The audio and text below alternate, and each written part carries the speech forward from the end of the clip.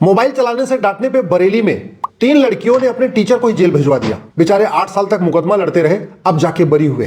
Teacher का नाम था विवेक जौहरी, मैथ पढ़ाया करते थे। 3 लड़कियां थी जो 8वीं में पढ़ती थी और घर से वो मोबाइल लेके आती थी। विवेक जी ने उनको डांट दिया, मोबाइल मत चलाओ, क्लास में बैठो, पढ़ाई करो। उन्होंने जाके अपने घर में बता दिया कि हमको तो हमसे छेड़छाड़ करते। माता पिता ने ज्यादा पूछताछ करने की बजाय, ज्यादा जांच करने की बजाय सीधे सीधे मुकदमा लिखवा दिया और विवेक जौहरी को पॉक्सो में जेल भेज दिया। 8 साल के बाद अब बेचारे वो बरी हुए। 8 साल तक उन्होंने पारिवारिक अपमान झेला, सामाजिक अपमान झेला। रिश्तेदार नातेदार भी सोच रहे थे कि विवेक जौहरी ने क्या पता ऐसा किया हो। मैं तो भगवान को धन्यवाद दूंगा कि विवेक जौहरी इतने मानसिक रूप से मजबूत थे कि वो कोर्ट में मुकदमा लड़ते रहे, उन्होंने आत्महत्या नहीं किया। सेम एग्जांपल प्रयाग, विष्णु तिवारी, उनके खिलाफ पॉक्सो का आरोप लगाया, छेड़छाड़ का आरोप लगाया, बलात्कार का आरोप लगाया, SC/ST एक्ट उसमें लगा दिया। 20 साल तक जेल में रहे। 20 साल के बाद सबूत के अभाव में भरी, क्योंकि वो पूरा केस झूठा था। फर्जी SC/ST के केस, फर्जी छेड़छाड़ केस, फर्जी बलात्कार के केस, फर्जी दहेज के केस, और इसके कारण भारत में हजारों की संख्या में लड़के और पुरुष आत्महत्या कर रहे हैं। आज ही मेरे पास बुलंदशहर से घटना आई है। वो लड़की एक्सटॉर्शन कर रही है, फोटो खींच लिया, साथ में दोस्ती करने का, यारी करने का, घूमने टहलने का। पहले उसने आईफोन खरीदवा लिया, फिर कुछ और पैसे ले लिए। अब कह रही है कि नहीं 1 लाख रुपए दो तब तुम्हारा छोड़ूंगा, नहीं तो हम तुम्हें हंगामा करेंगे। जाके लड़के के साथ हंगामा कर रही है, करे मैं शादी नहीं करने दूं। आज की डेट में लड़के आत्महत्या कर रहे हैं, पुरुष आत्महत्या कर रहे हैं, बूढ़े भी आत्महत्या कर रहे हैं इस फर्जीवाड़े के चक्कर में। दुर्भाग्य देखिए, न इस पे सुप्रीम कोर्ट में चर्चा हो रही है, न हाईकोर्ट में चर्चा हो रही है, न विधानसभा में चर्चा हो रही है, न संसद में चर्चा हो